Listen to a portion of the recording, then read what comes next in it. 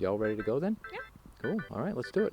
Hey, everybody. Welcome to Behind the Brand with Dave. Of course, this is brought to you by DirectLine Media and our famous 60-second video. We're, again, on location. If you can hear the birds, we're at the Noah Webster House in West Hartford, speaking with Jennifer DiCOLA MATOS.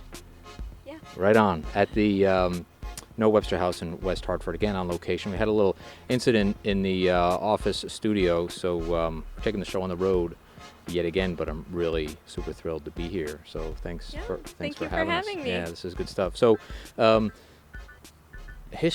Hartford has a lot of history. If you really think about it, is you kind of we've talked about my house where I live, and just people love the history of West Hartford and all the different shots of Farmington Avenue and that whole center area where that's sort of grown and built up and a little bit. Why don't you first of all just kind of give us a little bit of a rundown of what is the Noah Webster House? It's a little hot, sweaty out here. So, what is the Noah Webster House, and what do you do here to support the community? And what can people find here at this building? Sure. Well, thank you, Dave, for taking the time to come by here. And we are kind of actually we are on the first day of phase 2 of the state of Connecticut. So officially things are opening, and the museum will be reopening on July 6th, which is really exciting. So the Noah Webster House in West Hartford Historical Society has been around since 1965. So Oh, wow. we really started to take care of Noah Webster's birthplace, which is the house dates to about 1720, and Noah was born here in 1758. Holy cow! Different people lived in the house for many, many years. That's this house here. The house, yes, that you would see right on South Main Street. That's awesome. 227 South Main Street.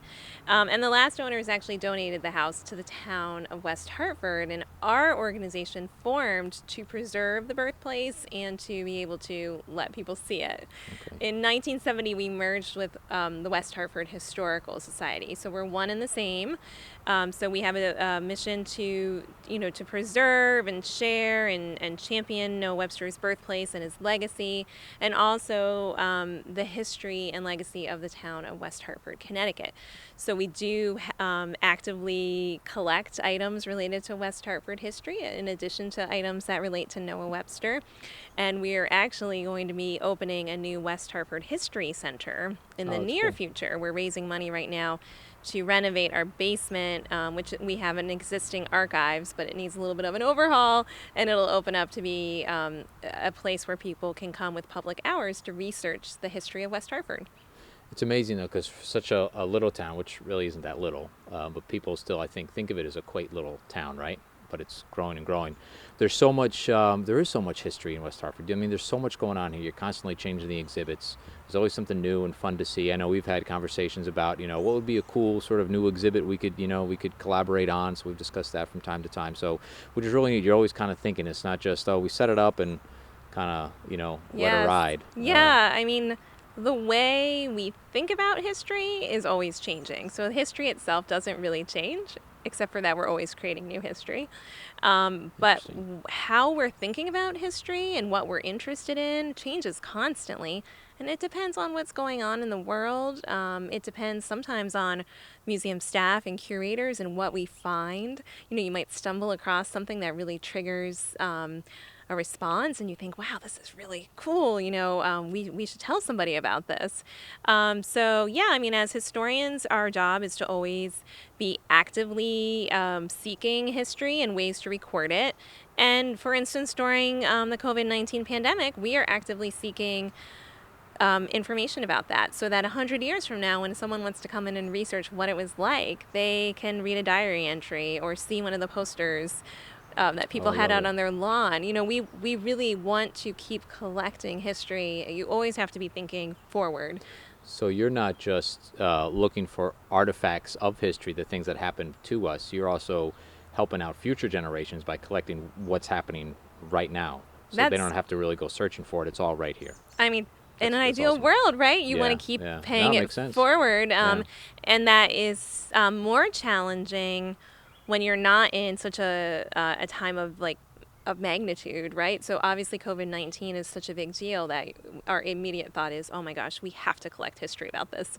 But there are lots of other little things that are happening that also should be collected as well. And the things that excite us as historians are the things today we'd probably be likely to throw away, like a receipt from G. Fox and Company or Burnham's grocery store. Yeah.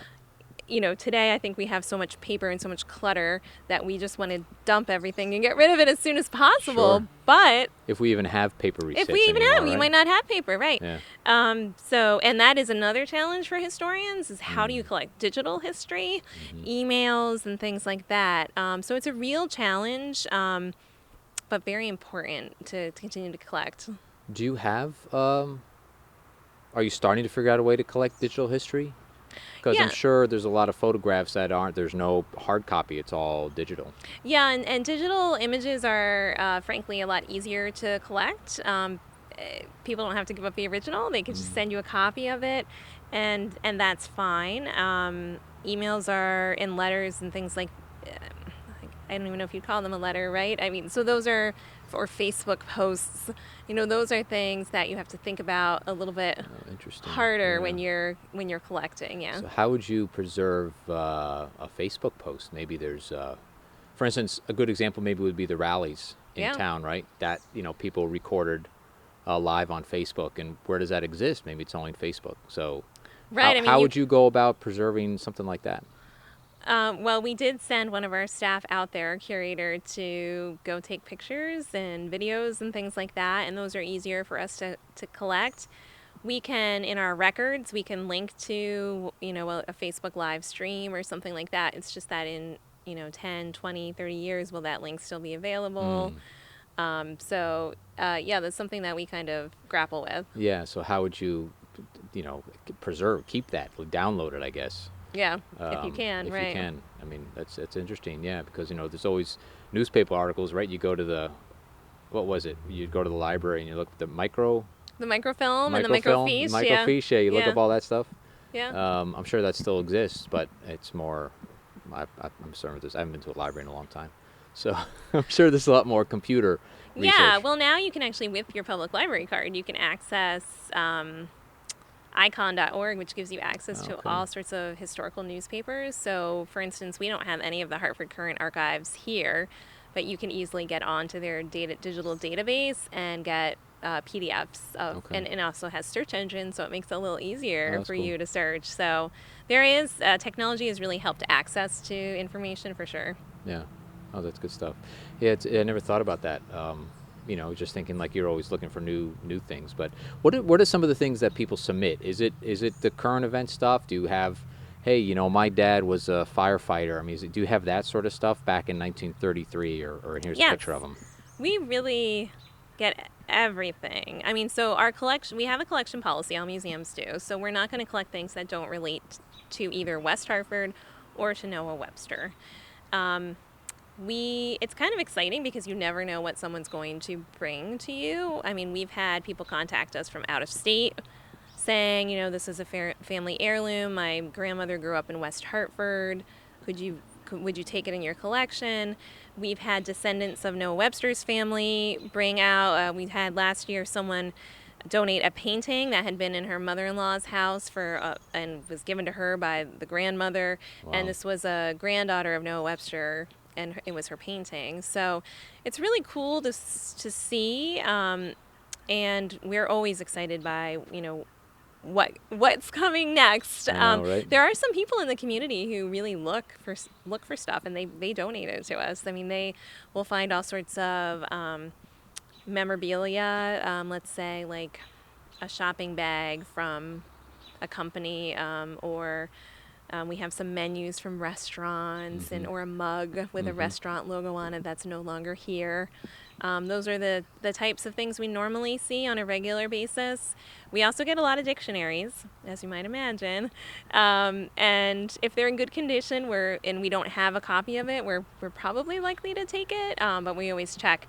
And it's interesting because not all dictionaries are Webster dictionaries. So we're primarily interested in the MerriamWebster Dictionary, which is the legacy of Noah Webster. So Merriam, where's that come from? So Noah Webster wrote the dictionary in 1828. He actually had written a prior dictionary. So he had been his first main book was The Blueback Speller, Right. and that was real name was Grammatical Institute of the English Language, and he created this book to fill a void at the time of the American Revolution. School children were not being taught with American books; they were being taught with British books.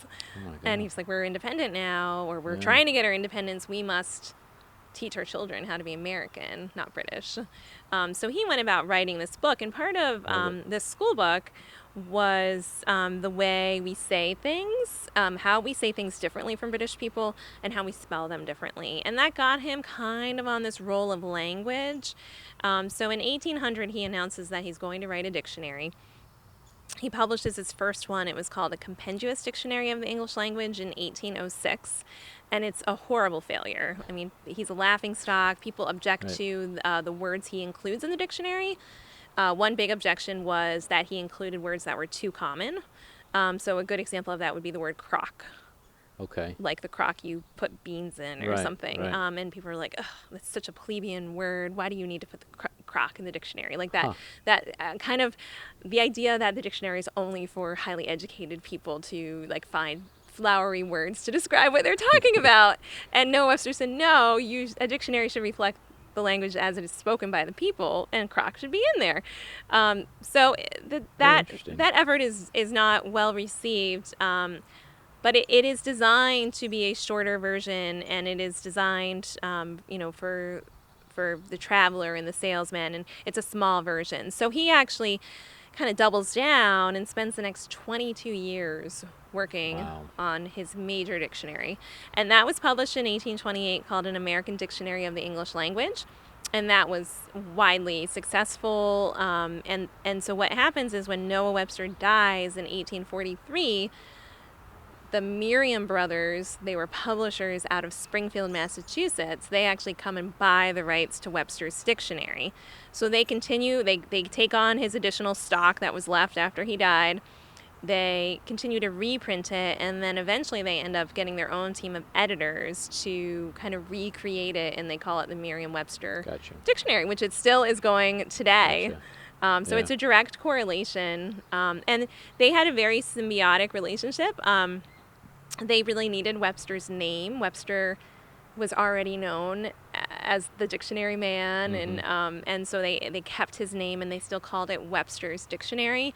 But the company itself was Merriam-Webster, and the dictionary needed Merriam-Webster, because without them, it probably would not be what it is today. They were marketing geniuses, and they really figured out how to instill in people that you must have, every household should have a dictionary, and they figured out how to print it for cheaper so that every household could afford it. And they were very clever. They also did a lot of etymology on, so Noah Webster was a born definer, so his definitions, a lot of them are the same, or at least based on his originals from 1828, but his etymology was a little shaky, and so they went in and kind of fixed some of the problems with it and improved it. Yeah. Gotcha. So what other dictionaries have come out since then? Is the Merriam-Webster still the most popular that you know of? Do you know any of that? Yeah, I mean, I would say that they are the American published dictionary. You can imagine that in this day and age, the demand for a bound dictionary is less than it used to be. There was a point when the dictionary that Merriam-Webster created, which was called the International Dictionary. So I think the last one they published was the Third International. And this is a huge volume. I mean, you hear jokes about people using them for booster seats for their kids, or holding up your monitor on your computer, like they're these massively big books. But the editing process of creating one of those books, it's almost destined to fail, because by the time you finish that editing process, undoubtedly there will be new words, or the definitions will have changed. So they have a very robust online presence. So I would suggest if anyone needs to look up a word, to go to MerriamWebster.com, and they have, what I particularly love, are pronunciation little clips, sound clips for every word, so that there are a lot of words sometimes maybe you've read but never actually said, and so they're very helpful. So yeah, I would highly recommend Merriam-Webster as the product to go with. Yeah, that's great. So I'm assuming you have a link to the Merriam-Webster Dictionary website on. Yes. You do, okay. I good. do, yes. That was a guess. I'm throwing that in the dark, but I was hoping you had a link. That's fascinating. Was when he wrote the dictionary, was there already a dictionary out there for the English language and for England? Yes. Okay. Yes, so England had its own dictionary, and it was written by Samuel Johnson. And in some ways, he emulated that dictionary. Some people might say he copied some of it. What he did is he kind of took all the information he could find from any other dictionary he could find in different languages as well. And he would kind of look up a word and kind of go through this round of books. He actually had this like semicircular or circular table where he would kind of go around the table and check the word in each of these resources. What he's particularly known for is creating an American dictionary. Right. So it's the same idea as the Blueback Speller. If we're going to be our own country, we really need to be able to teach kids how to be American, and they should speak American, and they should spell American. And that means this book is going to include not only those types of pronunciation and spelling guides, but also the definitions of some words might vary from England to America. Like, so words like constitution or rebellion or things like that, they're going to mean something different to Americans. And then the Two last words that are being batted around right now. Currently. Right, right. I mean, right, they're still true. Right. Yeah. And then flora and fauna of North America are, a lot of these creatures and plants had never been seen or described in England. So they needed their own defining as well. Did he create words? Did he invent words? The one word I know he's credited with inventing is Americanize. Oh, okay. Well, makes sense. So he Americanized the dictionary, I guess. Yeah. Words are always changing, and so I think he'd be more apt to record new words. Not so much a creator; he's more of a documenter. Yeah, I mean, and a lot of the people who create words are writers and authors, and just musicians now. Right. And if your words, whether they're heard orally or read, if they gain popularity, that can lead to a creation of a new word. What's your background? Because you know an awful lot, and we didn't even touch on the surface of what's going on here. But so, what's your background coming here to Noah Webster? Where'd you come from? Did you go to school for studying history and archiving it, things like that? Yeah, so I actually went to college here in West Hartford. I went to the University of St. Joseph. Oh, cool. And I have an undergrad in art history and history. I had a double major. And then I have a graduate degree from Brown University in Providence in American Studies. I actually visited the Noah Webster House for the first time as an undergrad on a class trip. Oh, that's cool. And when I worked at several museums in the area. I worked at the Connecticut Historical Society, and my job just prior to coming here to the Noah Webster House was actually at the Connecticut's Old State House, which is the old state building, beautiful, from 1796. Sure, so believe it or not, I've been in the museum field for about 20 years. Wow, So, it's just my thing. What made you choose Noah Webster? Was it that sort of tour back when you were an undergrad, or you just kind of got drawn to? Was it West Hartford? What made you come here? Yeah. Well, I was living in the area, and I was always interested from that tour. I actually started here around 2005 as Director of Education, so I was managing all the school programs. I left to go to the Old State House, and then I came back in 2014 as Executive Director. So I definitely have a really soft spot for the Noah Webster House, and you'll find that almost all of our employees have been here for at least 5, 10, 15, 20 years. Yeah. So I've been in here a few times, and I see a lot of familiar faces, which is really good. And you do a lot of different events here. You, I guess, rent out the space, right, to some folks to do different events? Yeah, so where we're sitting right now is our patio, which we kind of debuted last summer, I think kind of fall, at the end of the year. So this is actually would be a great place for an outdoor event if you want to do some social distancing outdoors and not have it at your house. This is a nice little nook in the back of the property, which is surprisingly quiet and private considering that we're on South Main Street. We typically have a very robust schedule of events in the fall. And this year we're not quite sure how that's going to look with the COVID-19 restrictions. We're hoping we'll be able to run as much as possible. And hopefully we'll get school groups coming back at some point as well, yeah, right? So, all nonprofits, I think, are struggling because of this forced closure and loss of income, and museums are definitely not immune to that. So we're all struggling with kind of figuring out how to keep our doors open and pay our bills when a lot of our income does come from programs, and we're not sure that we're going to be able to run them, and even if we can run them, will anyone come to them? So it's a real issue right now. Yeah, that's a good point. So a lot of businesses, even individuals, have gotten some, whether it be a loan or unemployment or some sort of help. Not everybody, but some have applied and gotten it. What have you been able to apply and get? I mean, what are you doing for money since you don't have anything coming in? And are you, on top of that, do you have any, on a regular day, do you have like regular state funds or anything like that? Yeah, that's a good question. So we're not a line item on the state budget, so we don't get any state funds.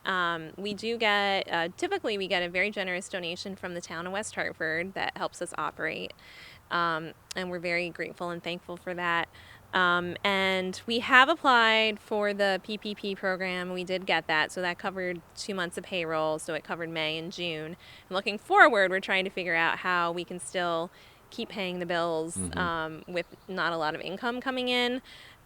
We did apply for a National Endowment for the Humanities grant. That was, federal funds that were available, but the selection they only accepted 13% of the applicants, so we didn't get that.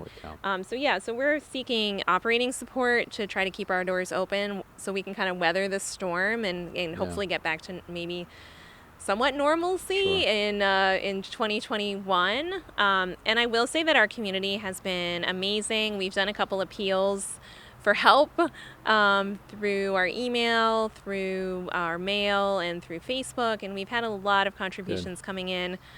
And it's just really heartening to know that people do care about, I don't know, I feel like history is kind of the stepchild. It's not necessarily beloved by all. But I think when it comes down to it, people really do appreciate it, and it's just good to remember that. It takes someone like our organization to be preserving it and to be bringing it in to your computer screen, to your whatever, and it's important. I think now more than ever, really, I think people need to start looking at history. And there are some people looking at history, but maybe not everybody is looking at it the same, I guess, would be right. So I think places like yours are important where people can come and really kind of find out what's going on and all get on the same page of who was important, why, and what they've left behind, in their legacy. Yeah. Have you thought about sort of trying to bring any kind of exhibits, I guess, or events, anything like that, to online, so people can pay for stuff online? We actually have created a task force to kind of investigate this. We're hoping to bring some school programs virtually. We're actually conducting our annual meeting next week virtually, and we're going to have a speaker come in. And we are investigating, if some of our programs could translate to a virtual platform. Exhibits is certainly, we actually have a virtual tour of our museum right now, so since no one can visit the inside, you can actually kind of go on a room by room tour. So it's great to have that option, and it seems like for whatever we do, we should probably have that kind of virtual backup just in case. One thing we do in the fall that I'm a little concerned about, we do a West Hartford house tour, which is a big fundraiser for the museum, and we open up people's homes, and so that's one that I feel like we probably could do that safely because we'd only let a certain number of people in the house at any given time. But are the homeowners going to want all these people walking through their house, even if they're wearing masks? There's just a lot of unknowns. And could we film that virtually, and would people pay to see the insides of these homes on a screen and not That's- experiencing it themselves. That's the thing. You can always, film it or take pictures or whatever, but how do you translate it into paying customers? Do Yeah. you also do the haunted house thing, the haunted graveyard? Yeah, so we do our West Hartford Hauntings, which is our annual cemetery tour, and we've started discussing that as well. And that one we think, tentatively that could actually still work because Cool. it's an out-of-doors event. Yep. And tours are limited to a certain number of people. So it could actually be a very good application for this environment. And it's great because it's all based on research of real people who lived in town, and we kind of use the auspices of Halloween to kind of talk a little bit about their lives and a little bit about how they died, but more about their lives and what it was like to live here in West Hartford. Yeah, absolutely. I was just thinking, because you got the Playhouse here. Mm-hmm. Have you ever talked about collaborating with those folks about doing some sort of historical type play?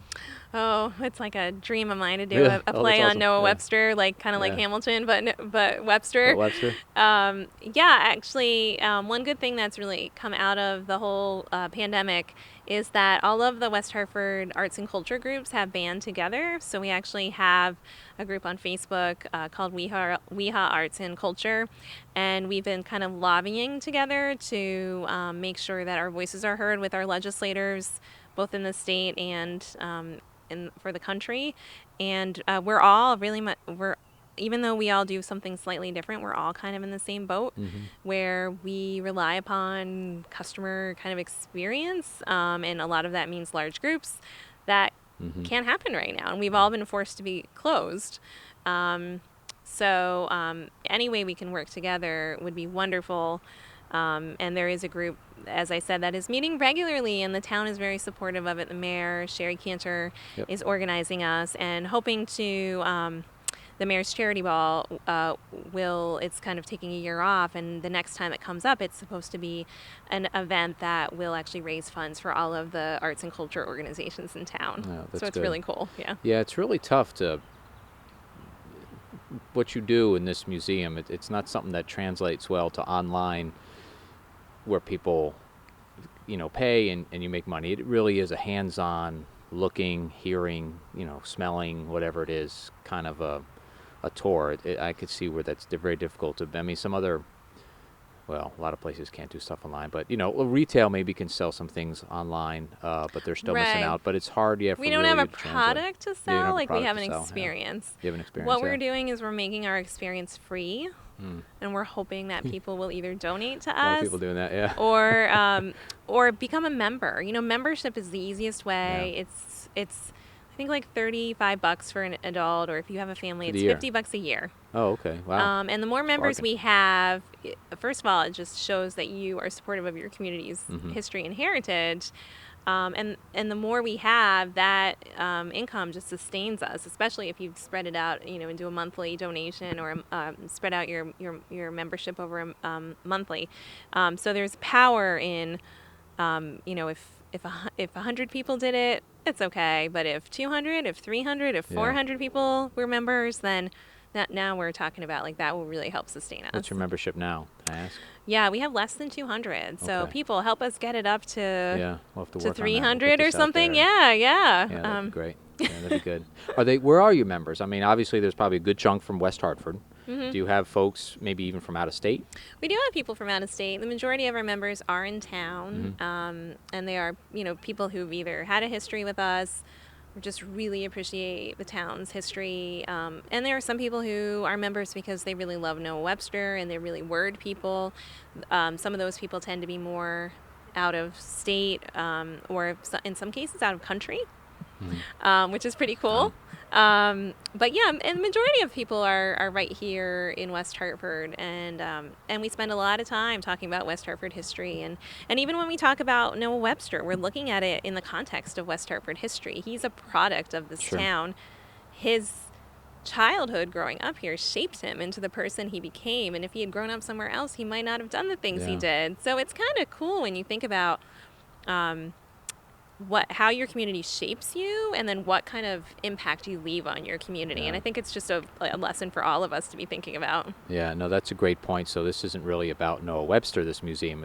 It is, but it's more about the town of West Hartford, and he just happens to be a big part of it because, well, he was influenced, not influenced, but I guess he gave a lot back to not only West Hartford, but the community and the country in general. Right, So, yeah. I mean, he's considered to be a founding father. You know, we call him a forgotten founding father because he really created the language that we speak today and united the country in that way. And I think it's just pretty amazing that, like you said, little West Hartford would have this founding father from here. And when Noah lived here, it was even smaller. You know, wasn't even its own town. Yeah, it was part of it was like the west end of Hartford or something. Yeah, it's called the West Division. Yeah, West Division of Hartford. That's right, and so it was a farming community with like 1,000 people living here. And it wasn't until we got to like the end of the 1800s, beginning of 1900s, that you really started seeing the population increase, and then it kind of, this farms get sold and it turns into the suburb that we think of today. Yeah. What I find, we've talked about this I think before, is so the house I currently live on in Mountain Road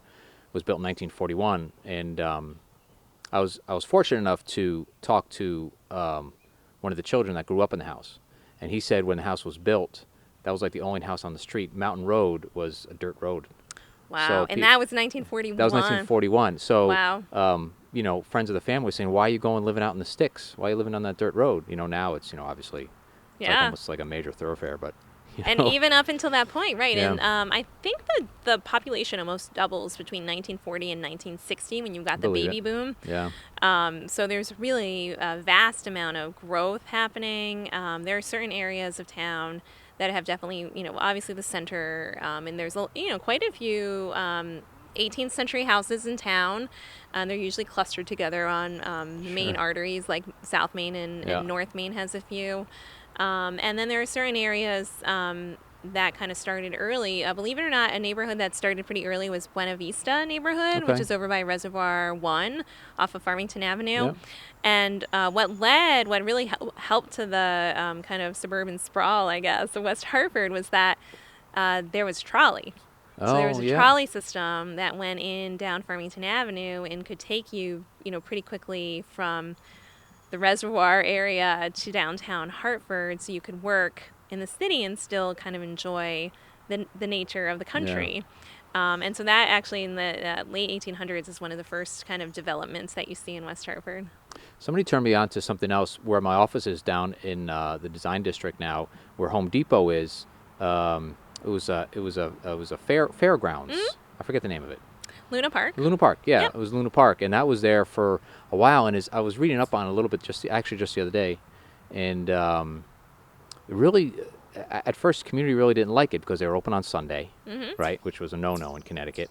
So there's a bunch of stuff like that, but it survived for quite a long time. I think part of that may be because it was the trolley or transportation to be able to get people there and out of there. Yeah, so that area that you're talking about is, I actually did one of my armchair tours on that topic. Okay. So it wasn't necessarily on Luna Park. It was on its kind of neighbor, which was Charter Oak Park. Okay. Charter Oak Park was first and larger, and that was a harness race track. Okay. So there was harness racing here in like the 1870s. And it was a big deal. I mean, this was a very popular sport for, especially for gentlemen to watch and to bet on. And there was a circuit. So West Hartford was actually on this U.S. harness race circuit. So like the best racers in the country were going to come to West Hartford. And then West Hartford Farm started raising racehorses. So you had one of the most famous racehorses in the country. His name was Thomas Jefferson. He was raised here in West Hartford, and he could win like a $10,000 purse in the 1870s. So this is big money. What happened? What happened to West Hartford? Where's our so the racetrack? What happened with the racetrack? It was very popular, but it was a little questionable with like the gambling. So there were some anti-betting laws that Connecticut passed, and it kind of made it more difficult. But you're absolutely right. The trolleys were very, very influential in being able to bring people to this kind of odd area of West Hartford very quickly, and they could come from Hartford or they could come from all other areas. So Luna Park is a little amusement park that was kind of like right up along Talcott Road, where Colt, I think it's Colt. It's the Colt building, Colt building there. Yeah. So that's where Luna Park was. So Luna Park comes in like the early 1900s, and it's after the Chicago's World Fair, where that's where the Ferris wheel had been introduced, and then Coney Island had been created, and so developers created this beautiful amusement park. I mean, it looks gorgeous. The postcards, it had a scenic train, it had the Ferris wheel, it had like a pond you could row in. I mean, it had concessions and like freak shows, and just like a boardwalk. I mean, it looked really cool. Yeah. And again, that was a little scandalous. We have a professor, Gene Leach, who was retired from Trinity, and he's done a couple programs for us about scandalous Luna Park, because it's kind of the first time that women and children were allowed to kind of go out into the man's world, and this idea of leisure and entertainment, and they had police patrolling both the racetrack and there to make sure there were no pickpockets and things like that. So there was a little danger, I guess, of going out there, and that might have made it exciting. Unfortunately, it doesn't do that well, and so it closes after a few years. The racetrack closes too, and the site actually ends up being the site for a Connecticut State Fair. Mm-hmm. So before Connecticut joins the Big E, the Eastern States Exposition, it was having its own state fair, and it actually used that spot as its fairgrounds for many, many years. I think it was up until like the late 1930s that it was being held there. We have a lot of really cool vintage images in our collection of that site. Yeah. I also read, you mentioned that the women were out. Oh, it was the leisure time. I guess it was a Puritan background here in Connecticut back then. A lot of and I guess leisure time was, from what I gather from this short article I read, was sort of frowned upon. So they didn't like the people kind of hanging out. It's like it's more of kind of you're not going to be working. You should be home. Yeah, I see what you're saying. That's like the Yankee mentality, kind of like waste not, want not. Like let's make the most of your time. And I think for a long period of time without technology, there really wasn't a lot of time to do much else. And when you think about too how you're limited by daylight, Sure, and even what can you do? I was talking to my kids about that. Like, imagine you didn't have a TV or even lights or even a bathroom. Your life is going to be different. A little bit. But what happened over time, and this is just a general trend, not necessarily specific to Connecticut, is that as you go through the Industrial Revolution, more and more technology is created to assist you in your housework, like the washing machine. Sure. Even if it's just the old wringer one, it's still less work than having to like schlep your stuff to the river and put it on a washboard, vacuum cleaners, all of that stuff. And it's obviously keeps progressing and progressing. So now we have the Roomba and whatever else. And we should have more leisure time than ever. We should. Yeah, we have more to distract us. Yes, we do. Yeah. And people are working. They're working a lot more. I guess because they're trying to do more. Yeah. Because they can do more. They can do more things at the same time now because of whatever. I think we're trying to fit so much into our day and multitasking that what would it be like if we didn't have all these distractions, and at the end of the night you just sat and read or talked. I think part of it too is there's so much instant communication. Like back then you had to write a letter or ride your horse to somebody's house or whatever. But now it's instant and it's like you're always on call, right? Always on call. Yeah. Right. Yeah, no, you're absolutely right. You can answer that message much faster now with email, but you're constantly being barraged with them. Yeah. And you want that answer right away. So it's good to happen to get in it's 9 o'clock. I'm gonna let that one wait till the morning. I know. I'm notorious for that. I'm trying to answer them at however late I see them, because I think if I wait till the next day, sometimes they get down to the bottom of your list, and then I'm right there with you. You don't want to wake up and have this huge list of emails or things to do. So I get you, but it is. Yeah, I guess the things were slower, but it's not like you did less. You're just doing more of different things. Yeah, right. So your time was still busy. I mean, I think about that, this whole COVID-19 pandemic and how we've been social distancing, and you feel like you've been at your house, like you should all of a sudden have this found time. Yet I find I have no time, and I don't quite understand it. Yeah. I think we are just kind of busybody people. Maybe we have that Puritan mentality where got to keep busy, got to do something. You got to keep busy. And then we do have, of course, TV and social media and all sorts of things that are a little bit of time suck. A little bit. Gotta be careful. Take Well, I'm away. just gonna check my notifications an hour later. Yeah. Whatever Oh, it is. it's so easy to do. Yeah. Get sucked in. But yeah, no, I mean, I think you're right though. Saying like, oh, I got all this time. It's like, oh, good, because I'm thinking, oh, I got some painting to do. So I did a little bit, and then that was it. I did a little bit, and I was gonna do all the trim upstairs. I did the hallway, and Haven't gotten back to it, I right? haven't gotten back I to know. it. Just all of a sudden, for whatever reason, I got busy doing other things. Yeah. So here I we know. are. I Yeah. absolutely relate. Yeah, it's too funny. But what are some kind of cool events that happen throughout the year? You know, if you guys were fully open and everything like that. Yeah. So we actually sponsor a statewide spelling bee called the Connecticut Spelling Bee.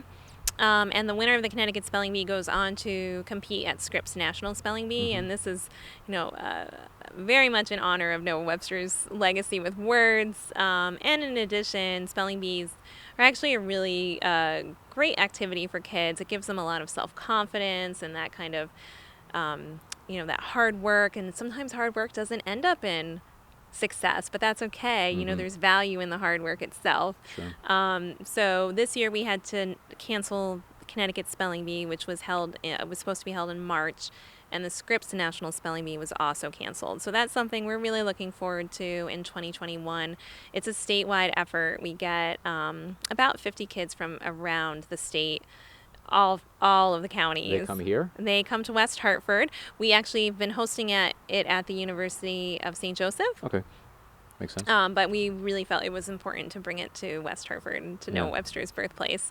So that's one we're looking forward to in 2021. In the fall, 2020, we normally do Noah Webster Real Ale Festival. We have a reproduction 18th century garden in the front of our building, and we grow hops. So we partner with Harvest Wine and Spirits, and we've been this would be our 6th year. We're not 100% sure that we're going to be able to run it given COVID-19 restrictions. But it is an outdoor event mainly, and we invite breweries from all over the state to come and create casks of real ale. And the stipulation is they have to use an ingredient from the garden. Oh, and cool. then we have judges who award a cask champion. And then we also have tasters vote. So there's a Taster's Choice Award as well. So Nice. that's one of our really fun outdoor events that is a little more non-traditional, I guess, in terms of history. You're kind of drinking your way through history. Love it. So that's one. We already talked about West Hartford Hauntings and about the house tour, West Hartford House Tour. And then the other thing I'll mention that we do every year is Webster's War of the Words. So we actually do a game show fundraiser. That's one of your bigger ones. It is our biggest, really. It is, yeah. And that normally takes place in April or May, and so we were not able to run that program this year in person. I don't think we'll be able to run it in person, but that is one that we're looking at doing virtually. Okay. And we are very lucky. We always have the host of our game show is Peter Sokolowski, who's the editor-at-large at MerriamWebster Dictionary. Oh, wow. And he's just so smart, and the game show is a really fun thing to play and be a part of.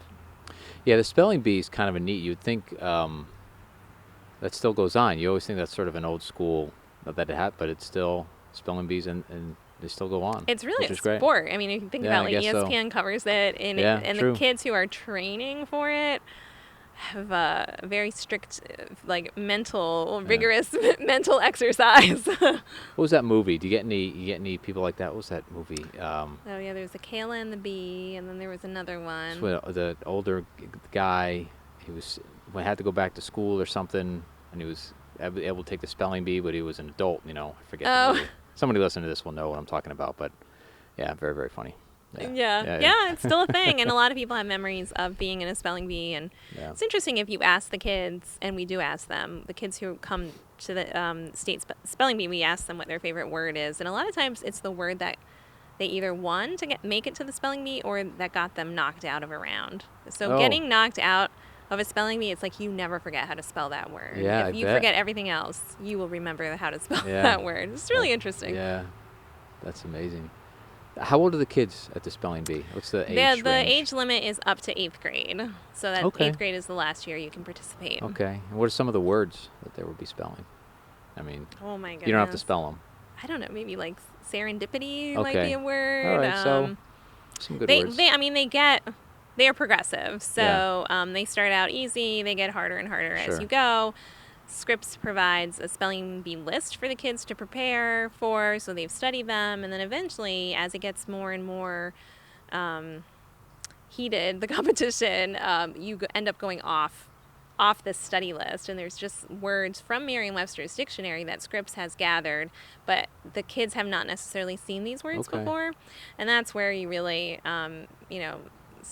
it starts getting really challenging. Yeah. That's fascinating. Yeah, spelling bees. That's kind of cool. This has been really a lot of fun. Yeah. Hanging out with you and learning a little bit about Noah and learning about the museum and what's happening in West Hartford. What are your plans for, when things open up? Have you thought about, or before maybe March, for new programs, expansion? Is there any other maybe buildings you want to kind of move into, not leave here, but expand into? Anything along those lines? Yeah, well, that would be a big dream of ours, to kind of start collecting historic buildings in West Hartford, and unfortunately our budget is too small, so we can't afford the upkeep of them, even if they were donated to us. But that's something we'd love to explore. I mean, I think we're the right people to be able to take care of and interpret historic places in town.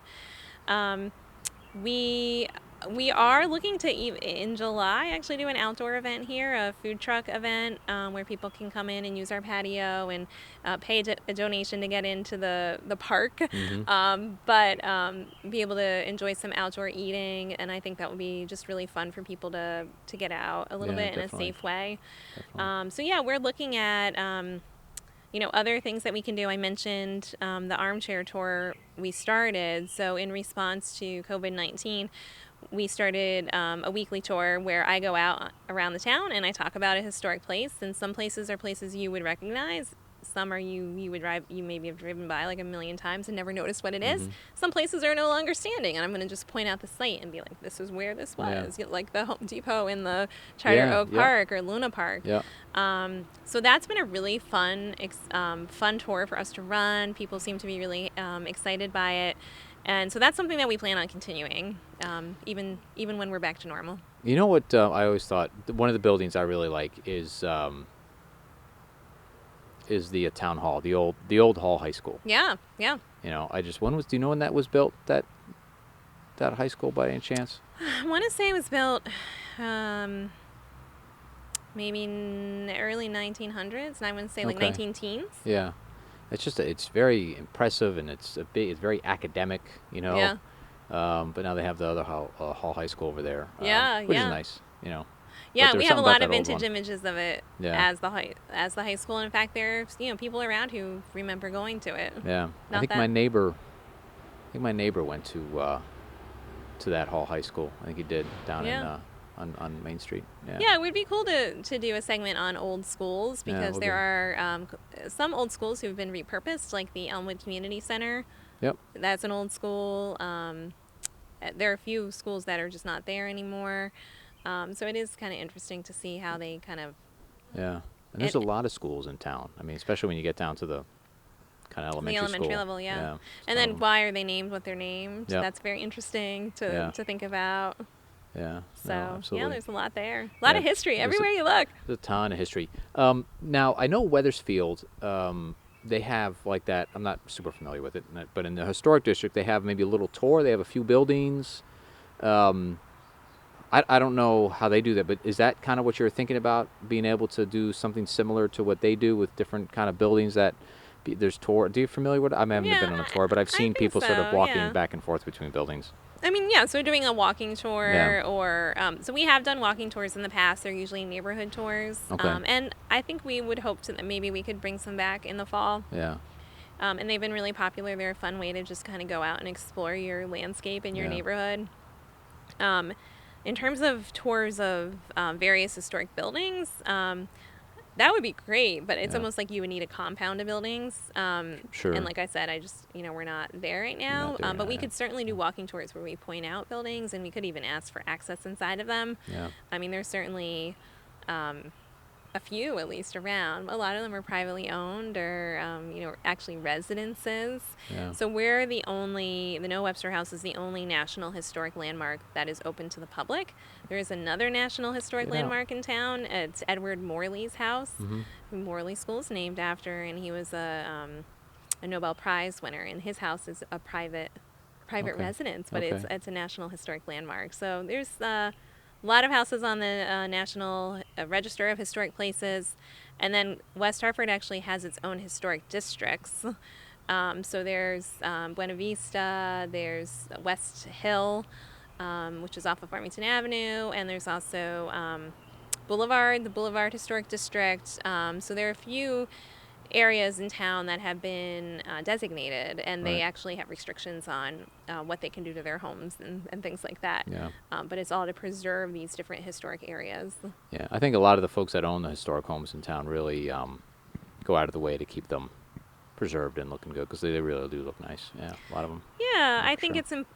it's I guess your obligation and duty as a historic home owner to Yeah. maintain it, and I do think people take pride in it. I know myself. I don't think I could live in a non-historic house. I feel Okay. like they're soulless.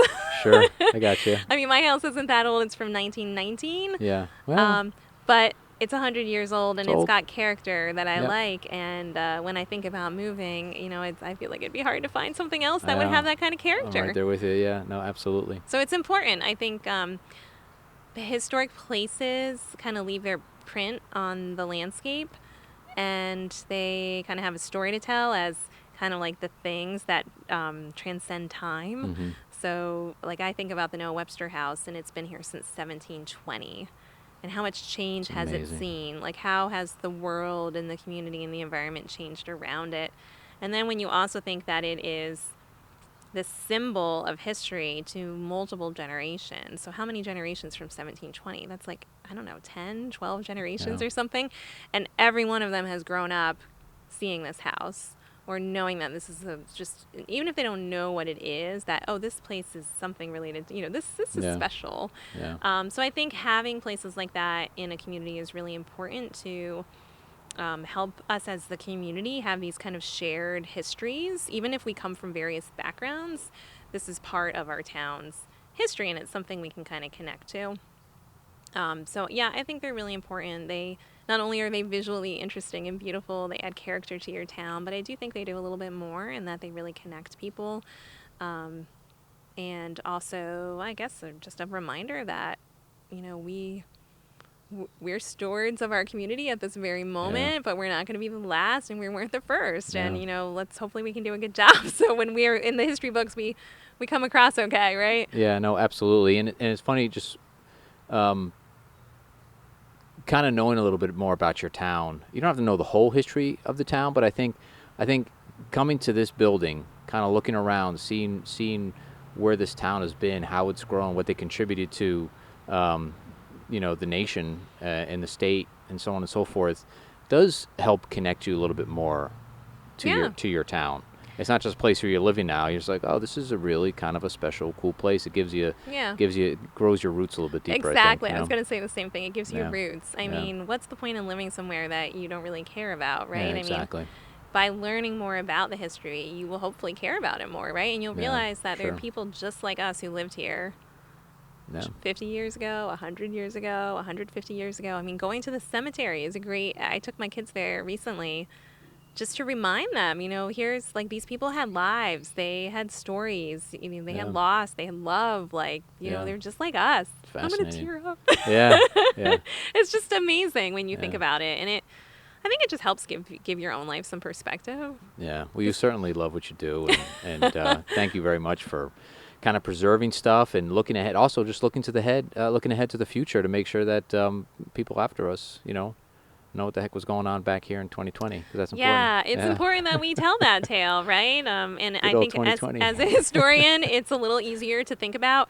If I was researching the influenza of 1919, and I was like, oh, I wish I knew more. What was it like, And so finding things today that will tell people what it's like, I think is very important. I actually had somebody donate a page from their diary where they just said, like, this is April 2020, this is what's going on, and that kind of cool. stuff. Yeah, just it would be so obvious to us as we're living through it, but 100 years from now, even 50 years, even 20 years from now, people aren't going to know what it was really like. Yeah, and so we it's may important. think that's whatever, like a non really important item, but for somebody, 20, 30 years from now, trying to figure out research it could be priceless to Yeah. really get that firsthand knowledge. What, going back to the influenza of 1919 is in that kind of time period, is it just hard to find information, or were things just not as documented as much? Did people not think about documenting? I'm sure there's a few that said, we better write this down, for future generations, because it sounds like you're really trying hard to preserve the current, Yeah. for people in the future. I'm just wondering, you said sometimes it's hard to find information about stuff. Is that because they weren't as conscious as possibly we are today about preserving? I don't think that's true. Okay. I think there are people from any period of time who were keepers. Getting your hands on the things that they kept is the other issue. Sure. So unless, like, someone like Noah Webster was a keeper, and he specifically left things to different museums and libraries before he died. Obviously, we weren't around, or hopefully he would have left it all to us. So he probably never conceived that he would have his own museum. So what happens is, if you are a keeper and you don't intentionally leave your stuff to someone who will pass it on, or to an organization that will keep it, a lot of times what's going to happen, it's going to get tossed. It's going to get thrown out. Makes you sense. just see that so much. So I really appreciate the very conscientious people who are like, I'm cleaning out my grandmother's basement and nobody wants this stuff. Do you want it? At least check with a historical society, especially the place where it's at, because they might be interested. You never know what we might want. I had someone who had these green blinds in their attic, and I didn't know what they were, and I'm like, those are blackout shades from World War II, like during the air raids. Those are so cool. We don't have any of those in our collection. I would like those in our collection because they tell a story. So I do think people are keepers. I think they just need to make sure it gets to the right place. Yeah. So the rule of thumb, folks, is if you're cleaning out your basement and you see something that looks old, you're not sure what it is, bring it out over to Noah Webster. Let them take a look at it, and they'll give you the final say, right? We throw it away, or we'll take it. Right. We'll try our best. Yeah. You never know. But no, it's a good point. I mean, there are a lot of things, old journals, like, oh, that's my old journal when I was a kid, and you toss it. Well, maybe not. Maybe hang on to that and give it to a museum, give it to even anonymously. It doesn't matter. It just might be something interesting for somebody to flip through years from now. Right, because if nothing else, it'll show a slice of life. It'll show, if you grew up in West Hartford in the 80s. Yeah. Like, it will show what it was like then, or at least from your perspective, and I think that's important. And that's like the gold mine. When we get our hands on something like that from the 1700s or the 1800s, we're so excited because it's talking about people, and it's talking about the different areas of town, and it's so different from today that it's like the only way we can connect to it. Yeah. And it's possible that could be true of the future, that the town is going to change so vastly that we wouldn't recognize it if we didn't have that diary from 1980. Yeah. Well, I mean, those pictures, some are in WeHot.com and in different things. You're like, oh, guess where this is? And I'm looking for life in me. And then somebody guesses. I'm like, no, I never. Yeah. Never. I mean, after they say it, maybe I could figure, but never would have guessed in a million Yeah. years. So it's just how buildings change and trees grow or trees disappear, whatever. Yeah. Change is inevitable. Yeah. Absolutely. Well, this has been really a lot of fun. We're going to say Thank you. goodbye now, but this has been very, very cool. So thanks for having me. And folks, if you're interested, come to Noah Webster House. You're on South Main Street in West Hartford. Find them on the internet and find it by your car, driving by. Very, very cool place to be. Anything else? Last minute things you want to No, tell I everybody? would definitely follow us on social media. We're on Facebook and Instagram at Noah Webster House, and on Twitter at Noah Web House. Cool. And check out our website, and hopefully we'll see you soon, or at least see you virtually. Yeah, definitely. Jennifer, thank you so much. Thanks. Cool. Thanks, everybody. We'll see you all later.